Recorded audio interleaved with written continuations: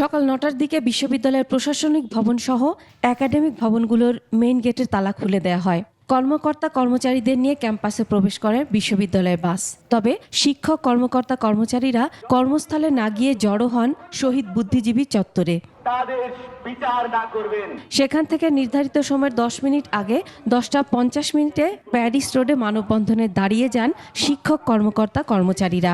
এ সময় শিক্ষক কর্মকর্তাদের ওপর হামলায় জড়িতদের সন্ত্রাসী উল্লেখ করে তাদের দৃষ্টান্তমূলক শাস্তির দাবি জানানো হয়। সিন্ডিকেটই একটা দৃষ্টান্তমূলক ব্যবস্থা নেবে, এটা আমাদের ইচ্ছা ছিল এবং আমাদের দাবি ছিল এবং আমরা আশাও করেছিলাম এই ধরনের একটা দাবি তারা পূরণ করবে, কিন্তু যখন সিন্ডিকেট সিদ্ধান্ত দেওয়ার পরে আমরা হতাশ হয়েছি। গতকালকে আবারও সেই কমিটির মাধ্যমে এটা কালক্ষেপণের প্রক্রিয়া, এটাই এই বিশ্ববিদ্যালয়ের শিক্ষকরা মনে করছেন, তারা এইটাতে আস্থা রাখছেন না। আমি মনে করি না যে তারা ছাত্র, তারা দুষ্কৃতিকারী। ছাত্র নামে সন্ত্রাসী এই রকম কাজ করতে পারে কিনা সেটা আমাদের বিবেকে এখন চিন্তার বিষয়।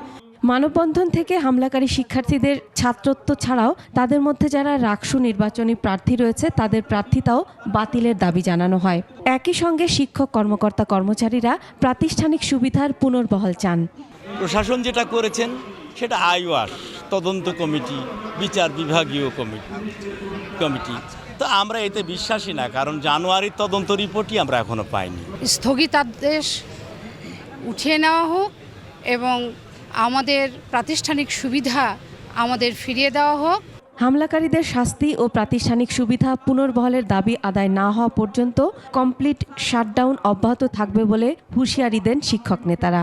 ভিডিওতে সব ফুটেজ আছে, ওখানে কে আসামি কে কি করেছে, কিন্তু আমরা হতাশ যে সিন্ডিকেট সবাই তেমন কোনোই সিদ্ধান্ত আসেনি।